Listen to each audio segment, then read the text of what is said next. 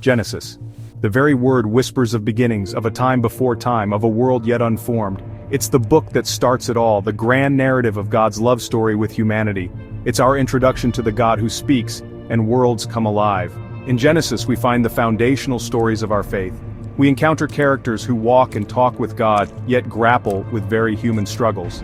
Their stories, though ancient, echo in our modern lives, offering timeless lessons about faith, obedience, and the consequences of our choices. This is a book of hope, reminding us that even when humanity stumbles, God's love remains. It's a book of promise, pointing us toward a future brimming with blessings. So, let's embark on this incredible journey through Genesis, tracing the footsteps of our ancestors and discovering the enduring power of God's Word. Prepare to be amazed by the sheer scale of creation and the intimate details of God's love for His children. Get ready to witness the rise and fall of humanity, the floods and the covenants, and the unwavering faithfulness of the God who set the stars in motion. Let the journey begin. Imagine a void, an emptiness so profound that it's hard to comprehend. Then, a voice. God speaks, and in the speaking, light explodes into existence. Darkness retreats, and a new dawn breaks over the formless void. Day by day, God commands, and creation responds. The waters separate from the heavens, revealing the sky above and the earth below. Plants sprout, carpeting the land in vibrant green. The sun, moon, and stars ignite, illuminating the heavens with breathtaking beauty. The seas teem with life, fish of every shape and size darting through the coral reefs. Birds take flight, filling the air with their joyful songs. Finally, God creates animals, each one unique and wondrous, but creation isn't complete. With unmatched love and care, God forms humanity, Adam from the dust of the earth, and Eve from Adam's rib. He breathes life into them, making them living souls. In this magnificent garden paradise, their journey begins. God placed Adam and Eve in the Garden of Eden, a paradise filled with every good thing. They lived in perfect harmony with God and each other, free to enjoy the abundance of creation. There was only one rule, not to eat from the tree of the knowledge of good and evil, but a serpent cunning and deceitful tempted Eve. He whispered doubts about God's goodness, suggesting that God was holding back something wonderful.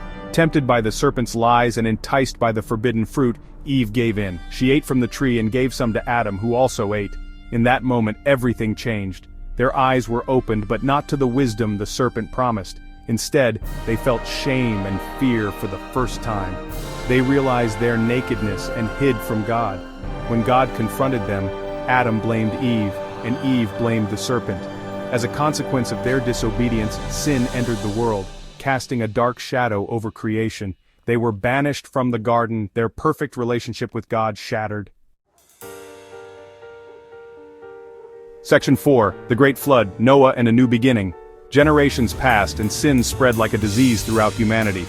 The world, once a pristine paradise, became corrupted by wickedness and violence. God, grieved by the darkness that had engulfed His creation, decided to send a flood to cleanse the earth. However, amidst the widespread corruption, one man remained faithful: Noah. He walked with God, living a righteous life in a world consumed by evil.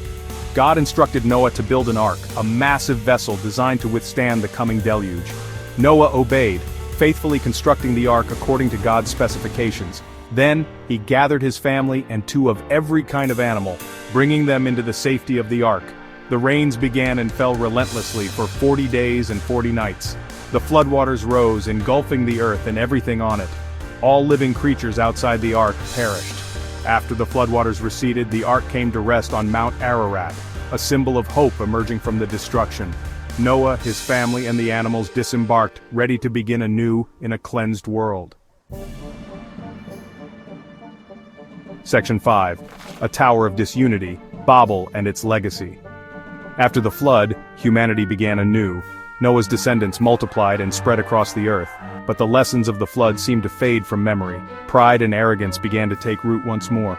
The people journeyed eastward, settling in the land of Shinar. There, they decided to build a city and a tower that would reach to the heavens. This tower, they believed, would make them famous and prevent them from being scattered across the earth. God saw their arrogance and the potential for evil in their unified ambition. He knew that their hearts were far from Him. To To thwart their plans, God confused their languages, making it impossible for them to understand each other. Unable to communicate, the people abandoned their project and scattered across the earth, forming different nations and languages. The Tower of Babel became a symbol of the futility of human pride and the importance of seeking God's will. Section 6, A Journey of Faith, Abraham and God's Promise. God raised Abraham to be the father of a new nation, promising to bless him and make his descendants numerous. Abraham trusted God's word and embarked on a journey of faith, leaving everything familiar. He faced trials, but his faith never wavered. God established a covenant with Abraham, promising the land of Canaan to his descendants. Abraham's faith became a shining example of obedience and trust in God. His story points to the fulfillment of God's promises through Jesus Christ.